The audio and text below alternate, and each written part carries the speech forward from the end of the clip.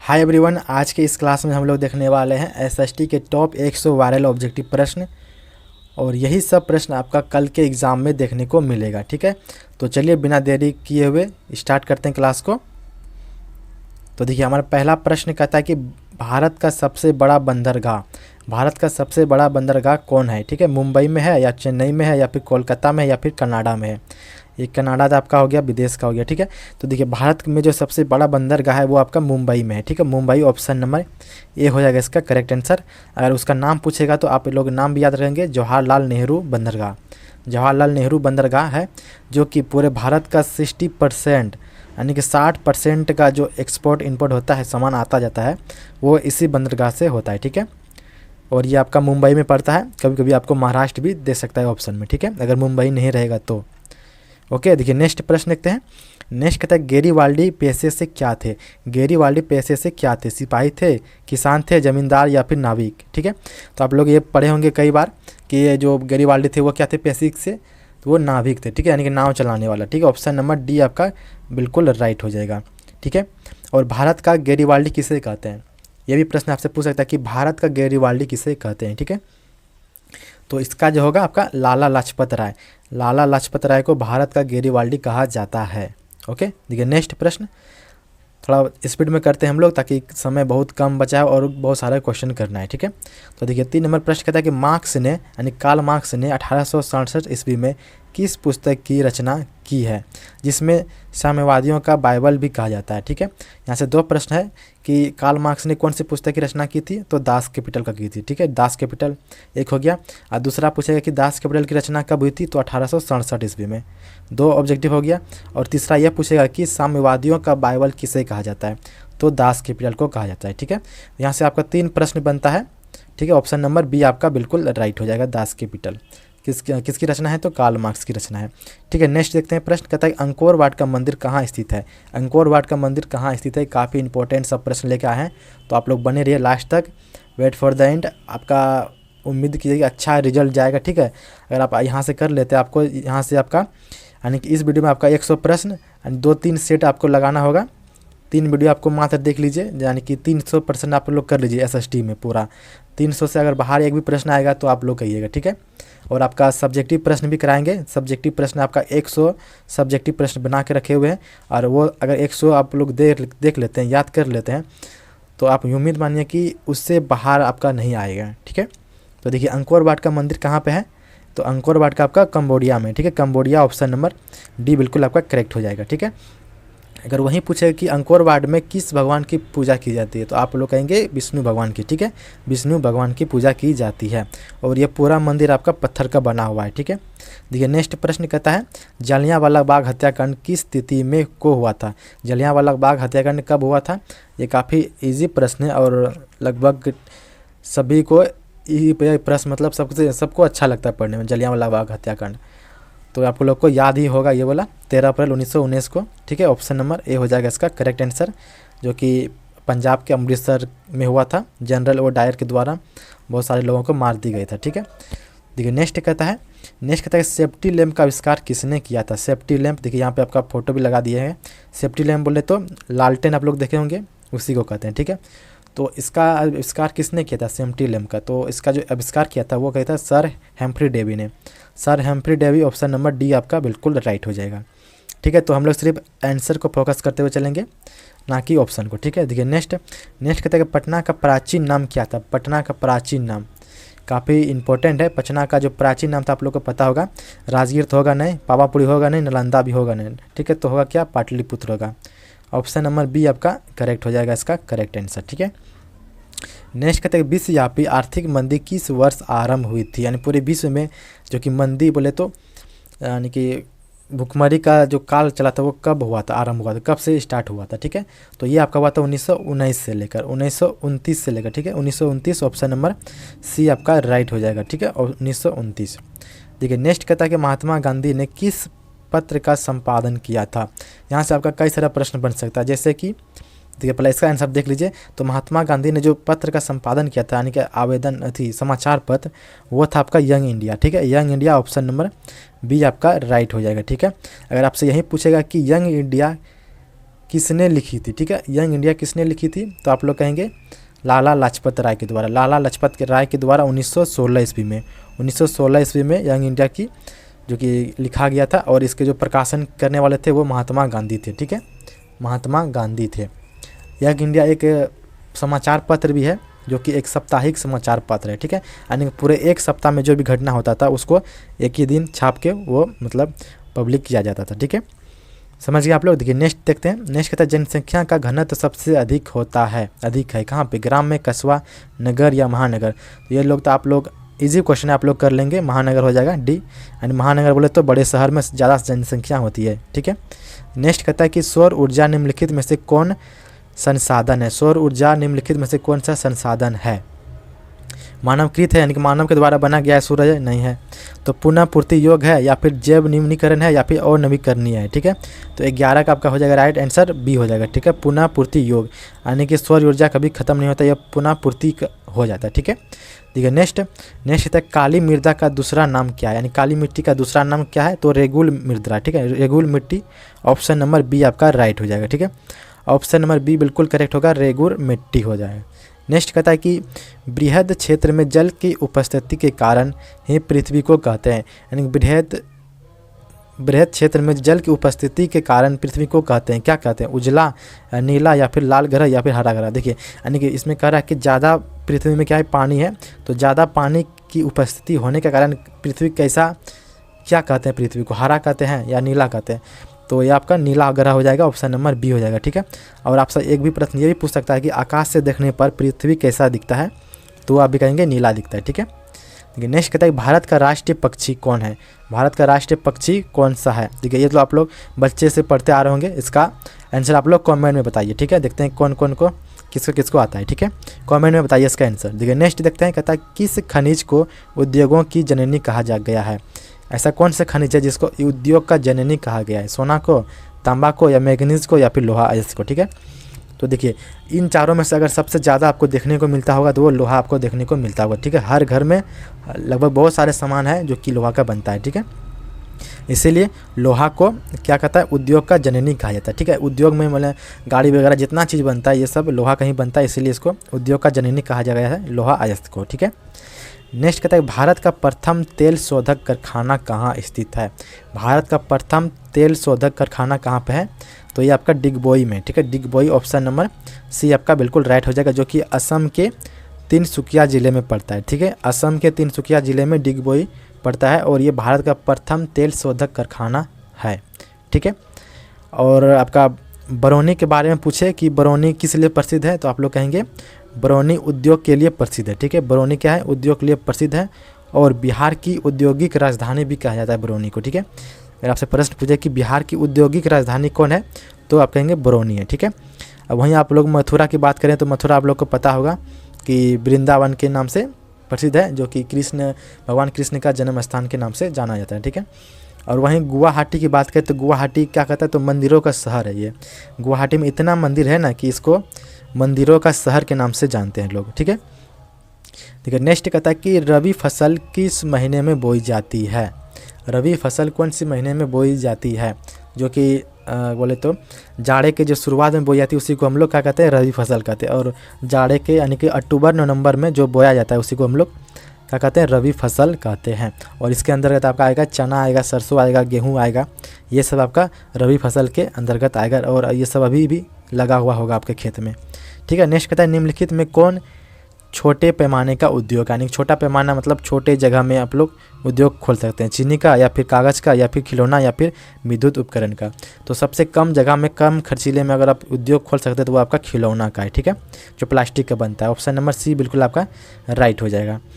वहीं नेक्स्ट कहता है कि भारत अंतर्राष्ट्रीय स्तर पर किस क्षेत्र में महाशक्ति के रूप में उभर रहा है, यानी भारत जो है वह पूरे विश्व के क्षेत्र में ऐसा कौन सा चीज़ है जिसके क्षेत्र में वो आगे बढ़ रहा है, ठीक है, हार्डवेयर के या फिर डिस्क या फिर सॉफ्टवेयर या फिर लैपटॉप के, ठीक है। तो आपका राइट हो जाएगा ऑप्शन नंबर सी हो जाएगा सॉफ्टवेयर, हमारे यहाँ बहुत ज़्यादा सॉफ्टवेयर बनाई जा रही है, ठीक है, ऑप्शन नंबर सी हो जाएगा इसका राइट आंसर। और एक भी आपका हो जाएगा ऑप्शन नंबर, अगर आपसे पूछे कि जैसे कि सैन्य शक्ति के, ठीक है, सैन्य शक्ति के मामले में भी हमारा भारत सबसे आगे है, ठीक है, सैन्य शक्ति। देखिए नेक्स्ट कहता है निम्नलिखित में से कौन व्यावसायिक फसल नहीं है, यानी कि बिजनेस करने वाला फसल नहीं है, ठीक है। गन्ना, गन्ना तो आप लोग बेचते होंगे, ठीक है, घर में कोई रखता नहीं। जूट, ये भी आप बेचा जाता है। तंबाकू भी बेचा जाता है। लेकिन गेहूं जो आपका है लोग खाने के लिए लगाते हैं अपने घर के साल भर, मतलब ताकि इसलिए लगाते हैं फसल ताकि साल भर बैठ के खाएं, ठीक है। ऑप्शन नंबर डी आपका राइट हो जाएगा। आप लोग क्वेश्चन को अच्छे से पढ़िएगा एग्जाम हॉल में जाके, ठीक ना। इन्हें कि आप लोग गए स्पीड में अंदर घुस के फटाफट लिखने लगे, ऐसा ना। पहले आप लोग आराम से शांत से बैठ जाइए, एक बार 2 मिनट आराम से दिमाग को शांत कर लीजिए और उसके बाद क्वेश्चन को आराम से पढ़िए, उसके बाद अपना आंसर देते चलिए, ठीक है। नहीं तो पता चलेगा कि गड़बड़ लिखा गया, रूम आने के बाद पता चलेगा इसका आंसर हम लोग गलती मार दिए। ऐसा होता है, बहुत बार होता है, ठीक है। तो आप लोग को अपना माइंड को स्थिर रखना है, उसके बाद लिखना है, ठीक है। ठीक है, नेक्स्ट कहता है कि औरतों के लिए आरक्षण की व्यवस्था है कहाँ पे। ये सब प्रश्न कई बार पढ़े हम लोग। ये आपका पंचायती राज हो जाएगा, ऑप्शन नंबर डी हो जाएगा, ठीक है। पंचायती राज में औरतों के लिए आरक्षण की व्यवस्था की गई है। कितना प्रतिशत, तो 50%, ठीक है, 50% के आरक्षण है। नेक्स्ट कहते हैं पंचायती राज के त्रिस्तरीय स्वरूप में इनमें से कौन नहीं है। पंचायती के कितने स्तर होते हैं, तो 3 स्तर होते हैं। कौन कौन, तो पहला आपका ग्राम पंचायत होता है, दूसरा पंचायत समिति होता है और तीसरा आपका जिला परिषद होता है, ठीक है। ये तीनों आपका क्या है, तो पंचायत के ही स्तर ही हैं। एक ये हो गया, दूसरा ये हो गया आपका, तीसरा ये हो गया। लेकिन ये आपका नगर निगम, ये आपका नहीं है पंचायत का रूप, ठीक है। ये शहर के लिए बना गया है नगर निगम, ठीक है। नेक्स्ट देखते हैं, प्रश्न कहता है सूचना के अधिकार संबंधित कानून कब बना। सूचना के अधिकार संबंधित कानून कब बना। ये सब प्रश्न कई बार पूछ चुके हैं एग्जाम में और लगभग हर साल पूछे जाते हैं, ठीक है। तो ये जो आपका बना था ऑप्शन नंबर बी हो जाएगा, 2005 में बना गया था, ठीक है, 2005 में। नेक्स्ट कहता है कि दुनिया के कितने देश संयुक्त राष्ट्र संघ के सदस्य हैं। दुनिया के कितने देश संयुक्त राष्ट्र संघ के सदस्य बने हुए, तो लगभग सभी देश बने हुए हैं, 193 देश, ऑप्शन नंबर बी आपका राइट हो जाएगा। नेक्स्ट कहता है कि लोकतंत्र जनता द्वारा तथा जनता के लिए शासन व्यवस्था है, यह किसने कहा था। आप लोग ने ये सबसे पहले, अगर हमको लगता है अगर आप लोग हिस्ट्री से शुरुआत किए होंगे, सबसे पहले ये पढ़े होंगे, ठीक है। लोकतंत्र अगर पढ़ने हुए तो आप लोग इसका कमेंट करके बताइए, ठीक है। कमेंट करके, बहुत बेसिक क्वेश्चन है, मानी कि ईजी क्वेश्चन है, शायद आपको सबको पता होना चाहिए क्वेश्चन, ठीक है। तो आप लोग कमेंट में बताइए एक बार कि ये किसने कहा था या किसका कथन है, ठीक है। ये नेक्स्ट कहता है धर्म को राजनीतिक से अलग नहीं किया जा सकता, यह किसने कहा था। धर्म को जो है वो राजनीतिक से अलग नहीं किया जाता, यह किसने कहा था, ठीक है। तो ये कहने वाला था महात्मा गांधी, ठीक है। ऑप्शन नंबर ए बिल्कुल आपका राइट हो जाएगा। महात्मा गांधी कहना था कि धर्म जो है आपका राजनीतिक से अलग नहीं किया जाता, क्योंकि अभी भी राजनीतिक होता है, यानी कि पॉलिटिकल में देखें तो लोग जाति के नाम पे ही वोट देते हैं, ठीक है। तो इसीलिए महात्मा गांधी ने कहा था कि धर्म जो है आपका राजनीतिक से अलग नहीं हो सकता, ठीक है। ठीक है, नेक्स्ट कहता है कृषि कार्य में महिलाओं की भागीदारी है कितनी प्रतिशत। अगर आप लोग गांव खेती में देखते होंगे तो सबसे ज़्यादा महिला ही काम करती है, पुरुष कम काम करती है, ठीक है। तो कृषि कार्य में जो महिला की भागीदारी है वो आपका कितना है, तो 40% के आसपास माना जाता है अभी फ़िलहाल, ठीक है, 40%। हालांकि हमारे गांव में तो सभी काम महिलाएं ही करती है, ठीक है। ऑप्शन नंबर आपका बी हो जाएगा इसका राइट आंसर। 40% महिलाएं की भागीदारी होती है कृषि में, ठीक है। नेक्स्ट कहता है कि संघ सरकार का उदाहरण है। संघ सरकार का उदाहरण है अमेरिका, चीन, ब्रिटेन या इनमें से कोई नहीं। तो आपका ऑप्शन नंबर ए हो जाएगा बिल्कुल राइट आंसर, ठीक है। वैसे भारत भी है लेकिन ऑप्शन में आपका भारत नहीं दिया गया, ठीक है। नेक्स्ट कहता है निम्नलिखित देशों में से किस में मिश्रित अर्थव्यवस्था है। तो आपको पता होना चाहिए कि हमारे देश के जो अर्थव्यवस्था है वो क्या है, तो मिश्रित है, ठीक है। ऑप्शन नंबर सी आपका राइट हो जाएगा भारत। नेक्स्ट कहता है बिहार के किस जिले की प्रति व्यक्ति आय सर्वाधिक है, यानी सबसे ज़्यादा है प्रति व्यक्ति आय, ठीक है। तो सबसे ज़्यादा अगर बिहार की बात करें तो वो आपका पटना का है, ठीक है। पटना का ऑप्शन नंबर ए आपका बिल्कुल राइट हो जाएगा, ठीक है। गया नहीं है, और नालंदा, भागलपुर। और आप लोग कमेंट करके बताइए कि भागलपुर से कौन कौन है, ठीक है। भागलपुर से, क्योंकि मैं भी भागलपुर से ही हूँ, तो देखते हैं किसका किसका कमेंट आता है, कौन कौन भागलपुर से देख रहे हैं, ठीक है। देखिए नेक्स्ट आगे बढ़ते हैं। देखिए नेक्स्ट कहता है गैर संस्थागत वित्त प्रदान करने वाला सबसे लोकप्रिय साधन है, यानी कि गैर संस्थागत वित्त यानी कि कर्ज देने वाला जो सबसे अच्छा साधन है वो कौन सा है। देसी बैंक है, महाजन है, या व्यापारी है, या फिर सहकारी बैंक है। देखिए गैर मुनासिब इमरजेंसी, ठीक है, मान लीजिए आपको इमरजेंसी में पैसा का काम पड़ गया, किसी को हॉस्पिटल ले जाना है, किसी का तबीयत ख़राब हो गया, तो सबसे पहले पैसा कौन देगा इनमें से? तो सबसे पहला जो देगा वो महाजन देगा, ठीक है। ऑप्शन नंबर बी, महाजन किसको बोलते हैं? तो आपका गाँव घर में होगा, जो थोड़ा पैसे कर्ज में देता होगा, सूद में जो पैसा देता है उसी को महाजन कहते हैं। तो ऑप्शन नंबर बी आपका बिल्कुल राइट हो जाएगा, ठीक है। नेक्स्ट कहता है कि इनमें से कौन आर्थिक विकास क्षेत्र से संबंधित नहीं है? कृषि, उद्योग, सेवा या फिर सहकारी क्षेत्र। तो 32 का हो जाएगा, ऑप्शन नंबर डी हो जाएगा, सहकारी क्षेत्र। या क्या है? तो आर्थिक विकास क्षेत्र के संबंधित नहीं है, ये आपका कंपनी वाला, यानी कि जो कंपनी में काम करते हैं वो उसके अंडर आते हैं ये सदस्य, ठीक है। कंपनी के सदस्य को बोलते हैं सहकारी क्षेत्र, ठीक है। नेक्स्ट कहता है कि इनमें से कौन बहुराष्ट्रीय कंपनी है? यानी कि ऐसा कंपनी जो एक देश, यानी कि 2 या 2 से अधिक देशों में चल रहा है, ठीक, उसी को हम लोग कहेंगे बहुराष्ट्रीय कंपनी। तो फोर्ड मोटर्स है या फिर सैमसंग है या कोको कोला है या फिर इनमें से सभी है। तो यहाँ पे आपका तीनों के तीनों क्या है? तो बहुराष्ट्रीय कंपनी है। तो ऑप्शन नंबर डी आपका हो जाएगा राइट आंसर, ओके। नेक्स्ट बढ़ते हैं। ये नेक्स्ट कहता है कि स्वर्णाभूषणों की शुद्धता को सुनिश्चित करने के लिए कौन सा चिन्ह आवश्यक है? काफ़ी इंपॉर्टेंट प्रश्न है कि जो आपको ऐसे प्रश्न पूछेगा कि सोना चांदी में जो मार्क लगा रहता है, यानी कौन सा मार्क लगा रहता है, ठीक है। एसआई मार्क रहता है या हॉल मार्क रहता है या फिर एग मार्क रहता है, इनमें से कोई नहीं, ठीक है। तो आप लोग को पहले से आपको अच्छे से याद होना चाहिए कि जो सोना चांदी में होता है मार्क, वो आपका हॉल मार्क रहता है, ठीक है, hallmark. Option number B हो जाएगा। और वहीं एसआई मार्क की बात करें तो आईएसआई का मार्क की बात करें तो ये सभी सामान में रहता है। जैसे कि आप लोग एक पानी का बोतल भी खरीदिएगा तो उसमें एसआई की मार्क रहता है, यानी कि आईएसआई का मार्क रहता है, ठीक है।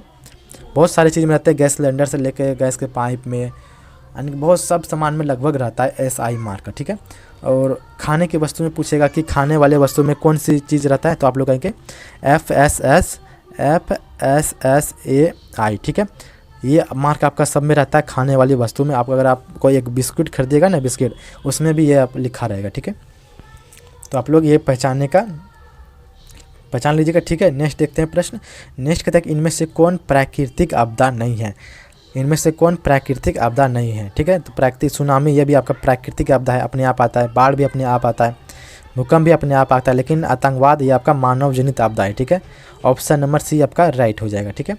नेक्स्ट कहता है निम्नलिखित में से किस नदी को बिहार का शौक कहा जाता है? ये क्वेश्चन कई बार पूछे जाते हैं, और इस बार भी जो बाढ़ आया था 2-3 महीना पहले, तो कौन सी नदी से आया था, ठीक है। तो नेपाल से आया था, जिसका नदी का नाम क्या है? तो कोसी नदी, ठीक है।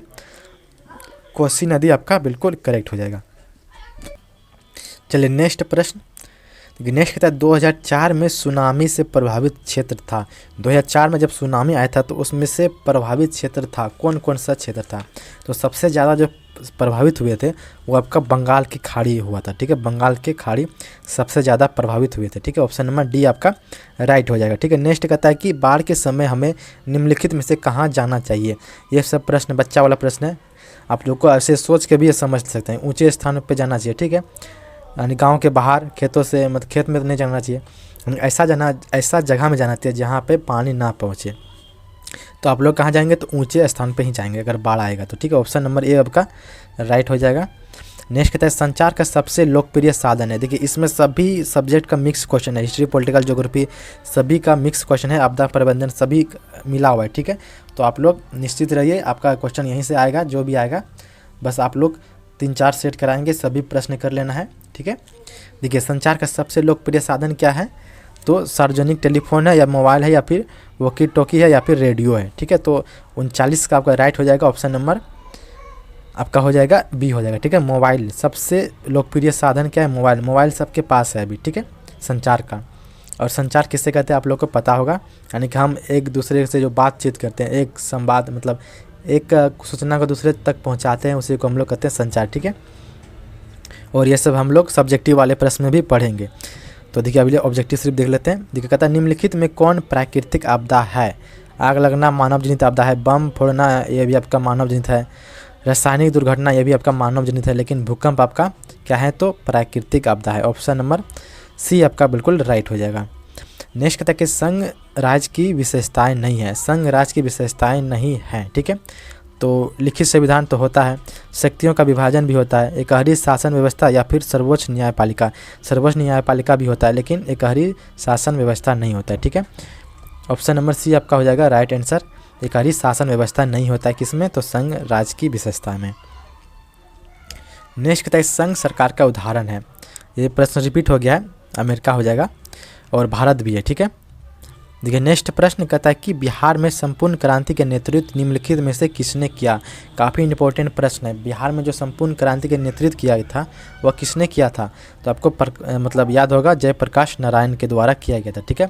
ऑप्शन नंबर डी हो जाएगा आपका राइट आंसर, जयप्रकाश नारायण के द्वारा। और इसको लोकनायक के नाम से भी जानते हैं, ठीक है, लोकनायक।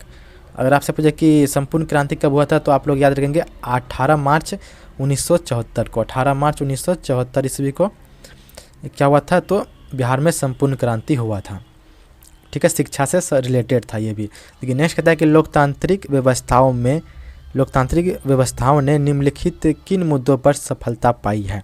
जो लोकतांत्रिक व्यवस्था है वो कौन से मुद्दे पर सफलता पाई है, ठीक है।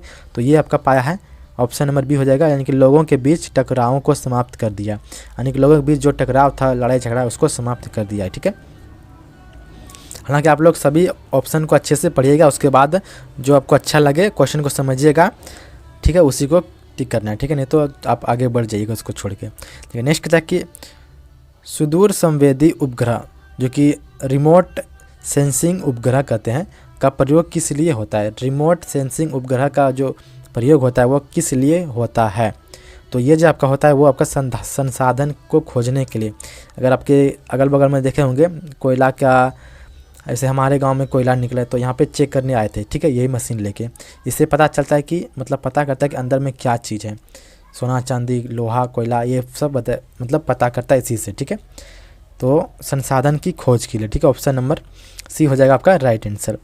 नेक्स्ट कहता है कि निम्न में से कौन भूकंप का सर्वाधिक संवेदनशील नगर है।